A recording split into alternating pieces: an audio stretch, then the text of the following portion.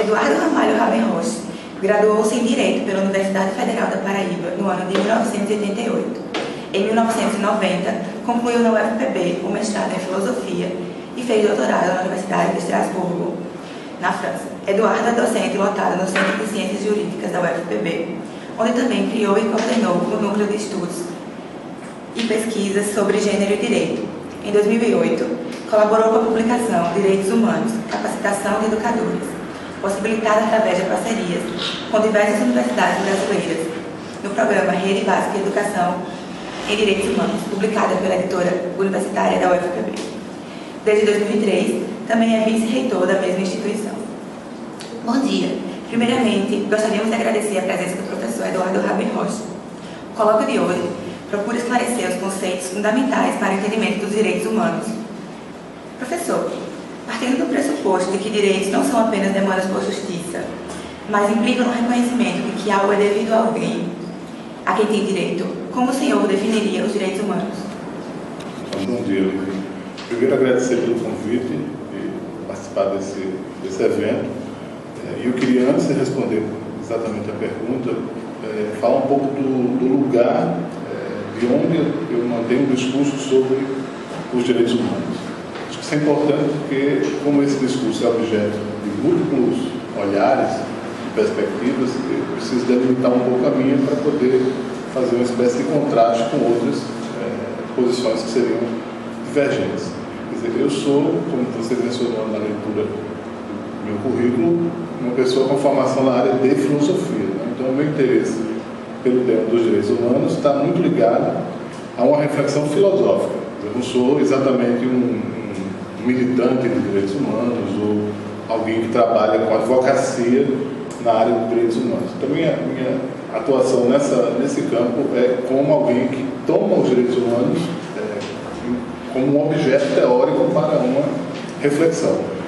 Bom, a gente brinca na filosofia dizendo que um filósofo é um sujeito para quem você faz uma pergunta e quando ele responde essa pergunta ele leva tanto tempo e complica tanto que você já esqueceu o que foi perguntado. Mas, enfim, eu, nessa qualidade de alguém que reflete sobre os direitos humanos na condição de filósofo, eu faria uma distinção entre definir e conceituar os direitos humanos. Quer dizer, uma definição é alguma coisa mais simples, porque a própria palavra em latim já diz tudo, né? Define dá limites, dá contornos. E isso você pode fazer de diversas formas. Você pode trabalhar com uma definição que é mais gramatical dos direitos humanos, você poderia fazer uma definição mais histórica, você poderia fazer, enfim, o que os linguistas chamam de uma definição lexical como um dicionário, você resiste a conotações, denotações.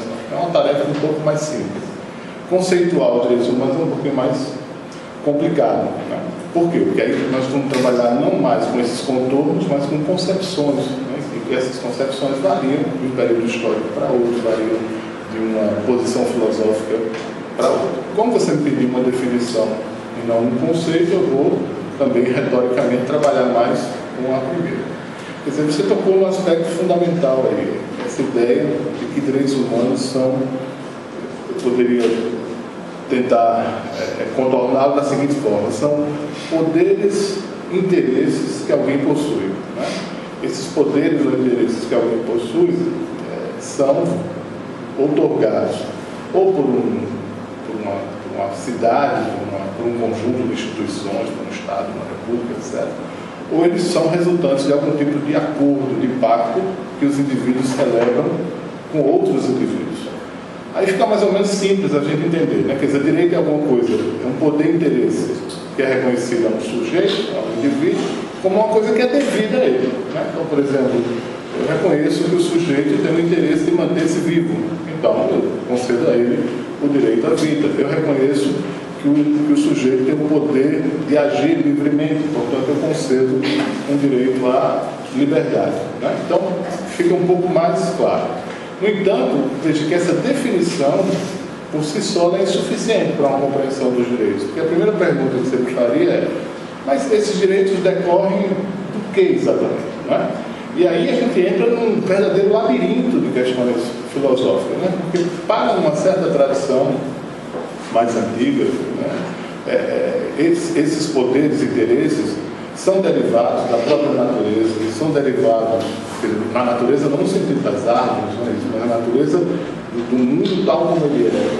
Ou então eles são derivados de uma estrutura divina, foi Deus que me, em determinado momento, em razão da minha dignidade, do meu pertencimento a esse plano transcendental, né, que me torna, de certa forma, proveniente, né, dessa divindade, me deu esses direitos. Quer dizer, eu teria todo um raciocínio antigo que fundaria esses direitos ou na própria natureza ou numa estrutura divina.